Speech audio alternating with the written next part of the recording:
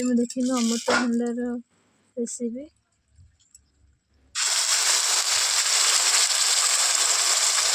fast तेल दबा तापर तेजपत्र तापर पियाज रसुण अदार मसला मसला हलदी पकईदबा लंका पाउडर